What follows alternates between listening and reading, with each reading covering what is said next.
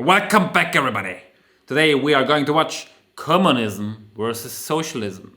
What's the difference? This video got 3.5 million views, so it's a topic of interest. I'm too stupid to know the difference, but that's why we watch this together, to educate ourselves. So let's go. This might come as a surprise, but in the history of the modern world, there has never been a communist country. Is that true? Isn't Russia communist or was communist? While a number of countries have described themselves as communist, for example, China and North Korea, by definition, there has never been a true communist country. So what exactly is communism and how does it relate to socialism? Well, it may be easier to explain what the two have in common. Both ideologies originate from a desire to limit worker Let me tell you exploitation. what it is. Communism, everybody has to work and gets the same. Socialism, most people have to work, and then there's Hartz-IV or people who live off benefits, who live for free, who are lazy bastards, and they don't have to work and have a good life. They can't go on holiday, but you can't have everything, can you? So that's the difference of communism and socialism. This video is 4 minutes long. I explained it in 10 seconds, so anyway, let's watch it.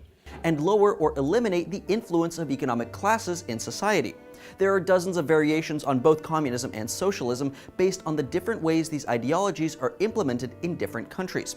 There's Stalinism, Leninism, Trotskyism, Maoism, and others which are essentially all versions of Marxism, coupled with various styles of revolution. Karl Marx was an economist and philosopher who co-wrote the Communist Manifesto, among other mention that foundational he's books on German. communism. Why didn't he mention he's German? A German, Karl Marx. Okay. In short, his theory centered around the idea that as Europe transitioned from centralized monarchies to quasi-democratic capitalist economies, workers were being exploited by those who owned the means of production. So if you work in a factory or on a farm, as many at the time did, whoever owns the factory or farm is getting more out of the worker than they're putting in. This creates an inherent inequality, giving the owners, who Marx called the bourgeoisie, power over the workers, called the proletariat. In Marxism, to fix this inequality, society must shift towards a model where the proletariat hold this power instead, by collectively controlling the means of production. That's where socialism and communism come into play. According to Marx, socialism is a precursor to communism and the next logical step after capitalism. Wait. That was too fast. Come into play. According to Marx, socialism is a precursor to communism and the next logical step after capitalism. In socialism, a democratic state controls the means of production, rather than having private companies hold ownership. Instead of competing with each other as in a capitalist society, socialism has workers contribute as much as they can to the greater good, and then they all share equally in that good. Variations of this idea are already popular within capitalist societies in the form of universal healthcare or social services like fire departments and schools funded by taxes. While the use of these services is unequal, everyone is equally responsible for contributing to them based on their ability or level of income. So that's socialism. What if you don't have ability? What do you contribute? But once the state controls all the means of production, the next step is total collective ownership, not just of production, Does this apply to humans? If you have one wife, you have all the wives? Or is it only property? Aspects of society and economy, including private property.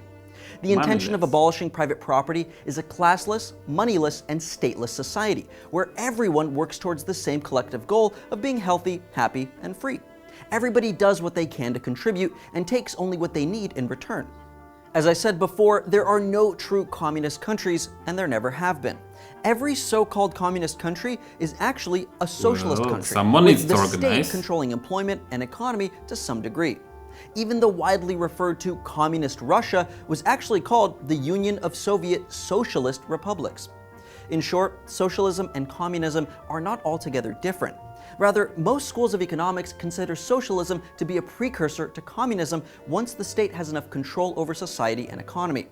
But this total control is a major reason that socialist countries struggle to reach this ideal.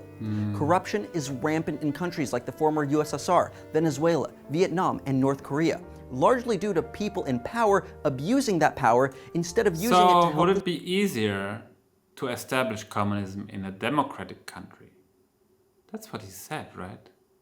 Germany is becoming communist! Let's go! I'm going for chancellor. Oh no. Sorry, I need to wait. Next election is next year. society they control, and refusing to give up that power to the people. Nonetheless, socialist ideals have seen incredible success when paired with capitalism in countries like Sweden and Canada. The human hurdle of overcoming power and greed in government is the biggest reason we've never seen a true communist country. So, which countries have been labeled communist, and how do they actually live up to their reputations? Find out in this video to the right. Yeah, I totally agree that the concept of communism is amazing, but human nature and just how humans work, it will never be possible. Humans are greedy fuckers, all of them.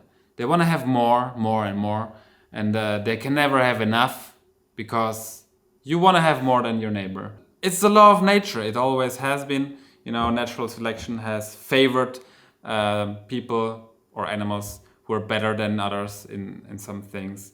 May it be in strength, in intellect, whatever. You have to be better at something to find a suitable or better partner. Unfortunately for us, until the singularity comes and AI takes over the world, we cannot be communist. But maybe once the AIs are smarter than us, they will establish a communist regime and a communist country. But first they need to get rid of all the humans. So let's see how that goes. We won't be here to find out how communism feels like. So with that said, see you tomorrow.